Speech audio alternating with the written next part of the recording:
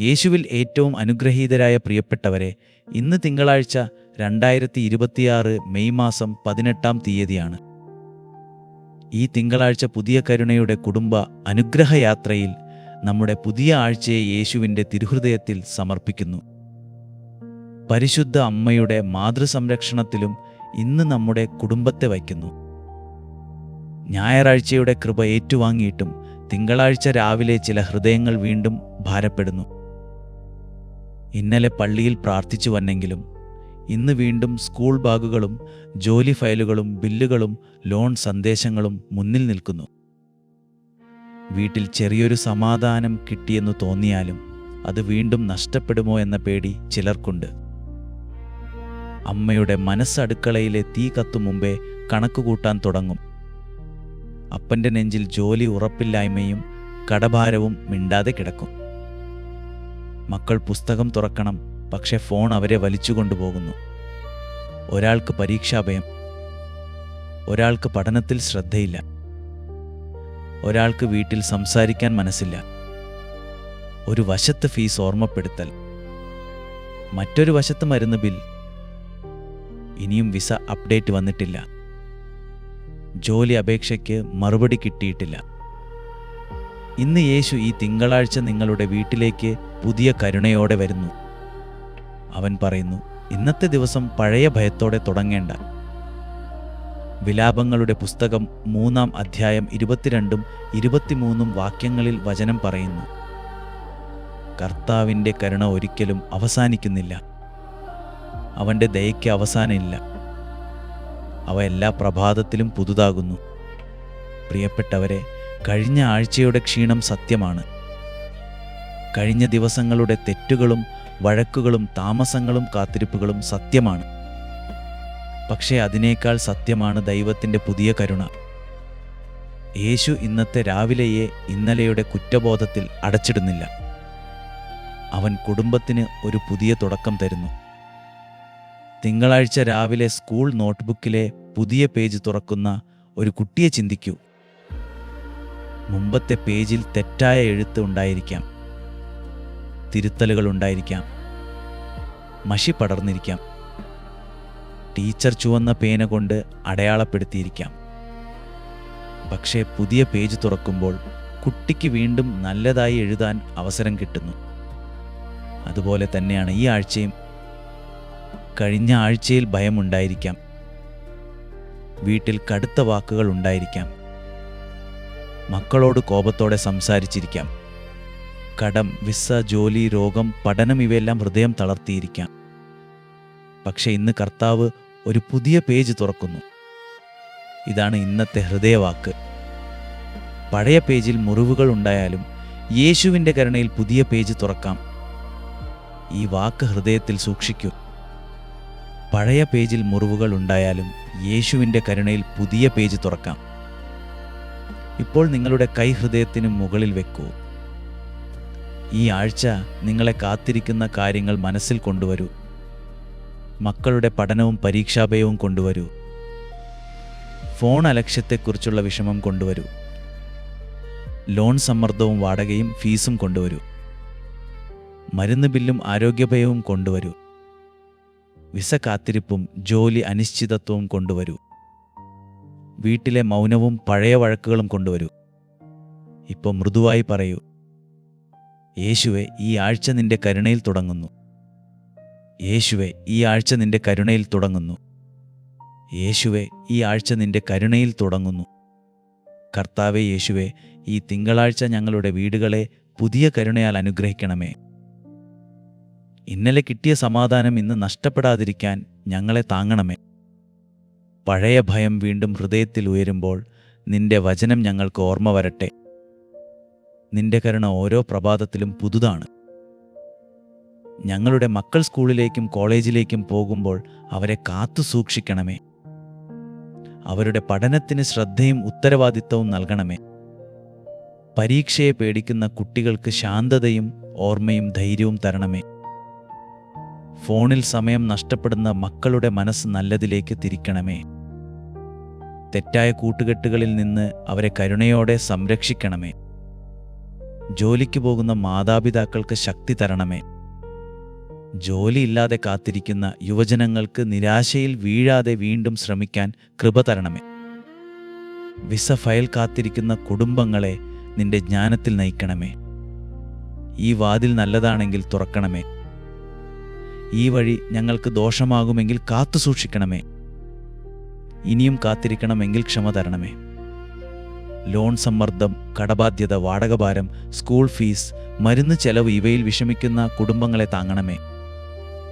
ആരോഗ്യ റിപ്പോർട്ടിനെക്കുറിച്ച് ഭയപ്പെടുന്നവർക്ക് സമാധാനവും ശരിയായ സഹായം തേടാനുള്ള ധൈര്യവും നൽകണമേ. വീട്ടിൽ പഴയ വാക്കുകൾ വീണ്ടും കുത്തുമ്പോൾ ഞങ്ങളുടെ നാവിനെ മൃദുവാക്കണമേ. ഭർത്താവും ഭാര്യയും തമ്മിലുള്ള മൗനം സംഭാഷണമായി മാറട്ടെ. മാതാപിതാക്കളുടെ ക്ഷീണം മക്കൾ മനസ്സിലാക്കട്ടെ. മക്കളുടെ ഉള്ളിലെ ഭയം മാതാപിതാക്കൾ സ്നേഹത്തോടെ കേൾക്കട്ടെ. പരിശുദ്ധ അമ്മേ, ഈ മെയ് മാസത്തിലെ മൃദുവായ അമ്മേ, ഞങ്ങളുടെ പുതിയ ആഴ്ചയെ നിങ്ങളുടെ മാതൃമൂടുപടത്തിൽ മൂടണമേ. നസ്രത്തിലെ വീട്ടിൽ നിങ്ങൾ യേശുവിനെ കരുതിയതുപോലെ ഞങ്ങളുടെ മക്കളെയും കരുതണമേ. ഞങ്ങളുടെ വീടുകളിൽ പ്രാർത്ഥന വീണ്ടും മൃദുവായി തുടങ്ങാൻ സഹായിക്കണമേ. ഞായറാഴ്ചയുടെ കൃപ തിങ്കളാഴ്ചയുടെ തിരക്കിൽ നഷ്ടപ്പെടാതിരിക്കട്ടെ. ഇന്ന് ഒരു കേരള വീട്ടിലെ തിങ്കളാഴ്ച രാവിലെ നമുക്ക് ഓർക്കാം. ഒരു അമ്മ വളരെ നേരത്തെ എഴുന്നേറ്റു. ഇന്നലെ വൈകുന്നേരം തന്നെ അവൾ ക്ഷീണിച്ചിരുന്നു. രാവിലെ മേശപ്പുറത്ത് മക്കളുടെ പുസ്തകങ്ങൾ കിടക്കുന്നു. ഒരു വശത്ത് ഫീസ് ഓർമ്മിപ്പിക്കുന്ന സന്ദേശം മൊബൈലിൽ തെളിഞ്ഞു. മറ്റൊരു വശത്ത് ലോൺ സന്ദേശം, അടുത്ത് മരുന്ന് ബിൽ. വിസയെക്കുറിച്ച് ഒരു പുതുക്കിയ വാർത്തയും വന്നിട്ടില്ല. ജോലി അപേക്ഷയ്ക്ക് മറുപടിയുമില്ല. കുട്ടി സ്കൂൾ യൂണിഫോമിനരികിൽ ഇരുന്നിട്ടും ഫോൺ നോക്കി മിണ്ടാതെ ഇരിക്കുന്നു. ആ അമ്മയുടെ ഉള്ളിൽ ഭയം ഉയർന്നു. ഇന്ന് വീണ്ടും അലറലോടെ ദിവസം തുടങ്ങുമോ എന്നു അവൾക്ക് തോന്നി. പക്ഷേ വീട്ടിലെ തിരക്ക് തുടങ്ങും മുമ്പ് അവൾ പ്രാർത്ഥനാമൂലയിലേക്ക് പോയി. ഈശോയുടെയും പരിശുദ്ധ അമ്മയുടെയും മുമ്പിൽ ഒരു മെഴുകുതിരി കത്തിച്ചു. ഒരു ചെറിയ കടലാസിൽ അവൾ എഴുതി, ഈ ആഴ്ച യേശുവിനുള്ളതാണ്. ആ കടലാസ് ബൈബിളിൻ്റെ അടുത്ത് വെച്ചു. അവൾ പറഞ്ഞു, കർത്താവേ, എനിക്ക് ഈ ആഴ്ച മുഴുവൻ കയ്യിൽ പിടിക്കാൻ കഴിയില്ല. പക്ഷേ ഈ ആഴ്ച നിന്റെ കയ്യിൽ വെക്കുന്നു. അന്ന് എല്ലാ പ്രശ്നങ്ങളും ഉടനെ മാറിയില്ല. ഫീസ് അടയ്ക്കേണ്ടതായിരുന്നു. ലോൺ ചിന്ത അങ്ങനെ തന്നെ ഉണ്ടായിരുന്നു. വിസ വാർത്ത വന്നില്ല. കുട്ടിയുടെ ഫോൺ പ്രശ്നവും ഉടനെ തീർന്നില്ല. പക്ഷേ അമ്മയുടെ ശബ്ദം മാറി. അവൾ അലറാതെ പറഞ്ഞു, മോനെ, നമുക്ക് ഇന്നത്തെ ദിവസം ശാന്തമായി തുടങ്ങാം. കുട്ടി പതുക്കെ ഫോൺ താഴെ വെച്ചു. അപ്പൻ വാതിൽക്കൽ നിന്നും ആ വാക്ക് കേട്ടു. ആ വീട്ടിലൊരു ചെറിയ പുതിയ പേജ് തുറന്നു. ഇതാണ് പുതിയ കരുണയുടെ കൃപ. ദൈവം പ്രശ്നങ്ങൾ എല്ലാം ഉടനെ നീക്കുന്നതിന് മുമ്പ് ഹൃദയത്തിൽ ഒരു പുതിയ തുടക്കം നൽകുന്നു. അവൻ ഭയത്തിൻ്റെ ശബ്ദം കുറയ്ക്കുന്നു. അവൻ മൃദുവായ വാക്കുകൾ തിരികെ തരുന്നു. അവൻ വീണ്ടും ശ്രമിക്കാൻ ശക്തി നൽകുന്നു. ചിലപ്പോൾ പുതിയ പേജ് തുറക്കാൻ നമ്മൾ പേടിക്കും. കാരണം പഴയ പേജിലെ തെറ്റുകൾ വീണ്ടും ഓർമ്മ വരും. പക്ഷേ യേശുവിൻ്റെ കരുണ പഴയ എഴുത്ത് വായിച്ച് നമ്മെ കുറ്റപ്പെടുത്താൻ വരുന്നില്ല. അവൻ നമ്മെ വീണ്ടും തുടങ്ങാൻ വിളിക്കുന്നു. ഇന്നൊരു കുട്ടിയോടും പഴയ തെറ്റ് മാത്രം പറയരുത്. ഇന്ന് നിങ്ങളുടെ ജീവിത പങ്കാളിയോടും പഴയ മുറിവ് മാത്രം തുറക്കരുത്. ഇന്ന് നിങ്ങളുടെ സ്വന്തം ഹൃദയത്തോടും നീ കഴിഞ്ഞ ആഴ്ച തോറ്റുപോയി എന്ന് പറയരുത്. യേശു പറയുന്നത് ഇതാണ്, ഇന്ന് വീണ്ടും തുടങ്ങൂ. എൻ്റെ കരുണ പുതിയതാണ്. പ്രിയപ്പെട്ടവരെ, ഈ തിങ്കളാഴ്ച നിങ്ങൾക്ക് എല്ലാം നിയന്ത്രിക്കാൻ കഴിയില്ല. പക്ഷേ യേശുവിനൊപ്പം ഒരു ചുവടെടുക്കാൻ കഴിയും. ഇന്ന് ഒരു കടുത്ത വാക്ക് നിർത്താം. ഇന്ന് ഒരു കുട്ടിയോട് ശാന്തമായി സംസാരിക്കാം. ഇന്ന് ഒരു ബിൽ ക്രമപ്പെടുത്തി നോക്കാം. ഇന്നൊരു ജോലി അപേക്ഷ വീണ്ടും അയക്കാം. ഇന്ന് ഒരു വിസ കാത്തിരിപ്പ് ഭയമായി അല്ല, സമർപ്പണമായി യേശുവിന് കൊടുക്കാം. ഇന്ന് വീട്ടിലെ പ്രാർത്ഥന ഒരു മിനിറ്റ് കൊണ്ട് വീണ്ടും തുടങ്ങാം. ഇന്നത്തെ പ്രായോഗിക വിശ്വാസ പ്രവൃത്തി ഇതാണ്. വീട്ടുകാർ സ്കൂളിലേക്കോ ജോലിയിലേക്കോ പോകുന്നതിന് മുമ്പ് ഒരു നോട്ട്ബുക്കോ ചെറിയ കടലാസോ തുറക്കുക. ഇൻ്റർവ്യൂവിലേക്കോ ആശുപത്രിയിലേക്കോ ദിവസത്തെ കടമകളിലേക്കോ പോകുന്നവരെയും ഈ പ്രാർത്ഥനയിൽ ചേർക്കുക. അതിലൊരു വരി എഴുതുക, ഈ ആഴ്ച യേശുവിനുള്ളതാണ്. ആ കടലാസ് ബൈബിളിൻ്റെ അടുത്തോ വീട്ടിലെ അൾത്താരക്കരികിലോ വെക്കുക. ഒരു സ്വർഗസ്ഥനായ പിതാവേയും ഒരു നന്മ നിറഞ്ഞ മറിയമേയും ചൊല്ലുക. ഈ ആഴ്ചയ്ക്ക് പുതിയ കരുണയും സമാധാനവും ജ്ഞാനവും സംരക്ഷണവും യേശുവിനോട് ചോദിക്കുക. ഇപ്പോൾ വീണ്ടും നമുക്ക് പ്രഖ്യാപിക്കാം. കർത്താവേ, ഞങ്ങളുടെ ആഴ്ച നിനക്കുള്ളതാണ്. കർത്താവേ, ഞങ്ങളുടെ ആഴ്ച നിനക്കുള്ളതാണ്. കർത്താവേ, ഞങ്ങളുടെ ആഴ്ച നിനക്കുള്ളതാണ്. പരിശുദ്ധാത്മാവേ, ഞങ്ങളുടെ ചിന്തകളെ നയിക്കണമേ. ഭയത്തിൽ തീരുമാനമെടുക്കാതെ ഞങ്ങളെ കാത്തു സൂക്ഷിക്കണമേ.